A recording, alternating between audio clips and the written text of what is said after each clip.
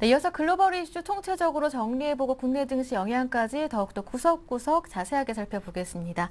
IM투자증권 압구정 지점의 김동섭 이사님과 함께합니다. 이사님 안녕하세요. 네, 안녕하세요. 네, 지난주 뉴욕 증시는 신용등급이 한 단계 강등되는 악재가 있었지만 QE3 효과로 상승세를 이어갔는데요. 오늘 국내 증시는 조금 내리고 있습니다. 국내 증시 영향까지 분석 부탁드릴게요. 지난주 금요일 날 미국은 이제 상승해서 끝났지만 새벽 한 2시쯤에 예. 그 이건 존스라는 신용평가 기관이 이제 신용등급을 한 단계 낮췄습니다. 그래서 AA-까지 낮췄는데요. 그 이건 존스라는 기업이 그러니까 신용평가 기관이 예전에 그 스페인이나 이탈리아 또 프랑스 신용등급을 강등시키면서 시장의 방향성을 많이 흔들었었습니다. 그래서 이제 시장에서는 이건 존스를 따라서 다른 신용평가 기관이 같은 결과를 내는지 거기에도 관심을 많이 갖는 것 같고요. 사실 그 미국하고 유로존은 좀 다르죠. 미국은 그 경제 대국이고 유로존 어떤 경제 대국의 어떤 통합체이긴 하지만 유로존은 지금 상당히 금융 위기를 겪고 있는 상황이고 미국은 금융 위기를 겪고는 있지만 그래도 어느 정도 일단락 돼가는 그런 사이다 보니까 미국에는 그 영향이 제한적인 것이 아닐까라는 생각을 하고 있습니다.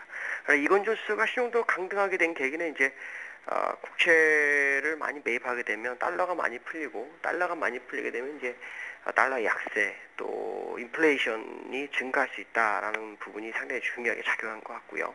또 미국 물가 상승률 CPI도 보면 3년 내 최대치가 0.6% 증가하는 모습이 나온 걸 봤을 때는 그들의 우려가 거의 뭐 맞는 것이 아닐까라는 생각 또한 하게 합니다. 그렇지만 어쨌든 시장 유동성이 풀린 후에 나온 뉴스가 그게 좋은 뉴스는 아니다. 그렇지만 그것이 이제 미국의 시장의 방향성, 글로벌 시장 방향성을 완전히 바꿔놓기는 조금 역부족이 아닐까라는 생각을 해보고 있고요. 지금 시장은 그 FOMC 회의에서 3차 양적완을 하면서 그 유동성에 대한 기대 심리가 시장을 자극하는 것 같습니다.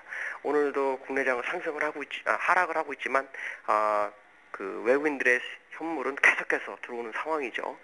그 얘기는 무슨 말이냐면 저점에서 매수하고자 하는 매수 세력이 굉장히 많아졌다라는 거고 그건 외국인들이 집중적으로 매수하는 상황이 아닌가. 그렇다면 지난주 금요일 3차 양적완의 실행으로 해서 갭상승분을 혹시 메워줄지라도 오히려 저점 매수 대응이 유효하지 않나라는 생각을 하고 있고요. 오늘 그 수급을 보시면 외국인들이 현물은 사는데 선물은 매도를 하고 있습니다. 해지를 걸면서 간다라고 봐야 되겠죠. 현물은 3천억 정도 사는데 선물은 4,060개, 4천억 넘게 나오는 모습이고요. 외국인에 반해서 개인과 기관만 매도, 그 다음에 프로그램 순매도가 한 1,000억 정도 나오고 있습니다.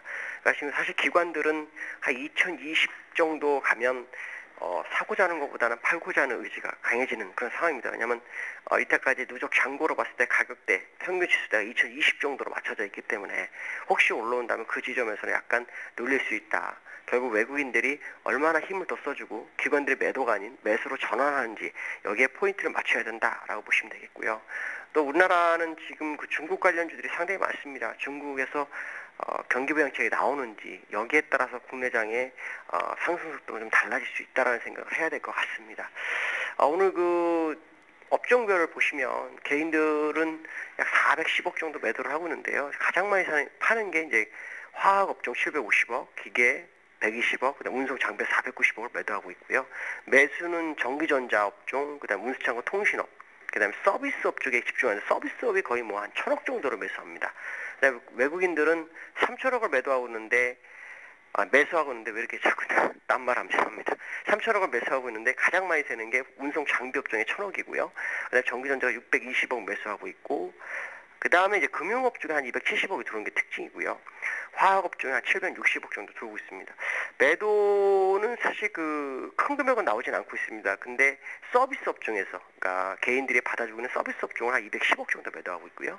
기관들이 오늘 참 많이 파네요. 2,580억을 팔고 있는데 사는 업종군도 소폭이 있습니다. 금융업하고 은행, 증권 이쪽에 지금 기관들이 몰렸습니다. 그래서 470억의 금융업, 그 다음에 은행에 80억, 그 다음에 증권 쪽에 한 290억이 들어오고 있고요.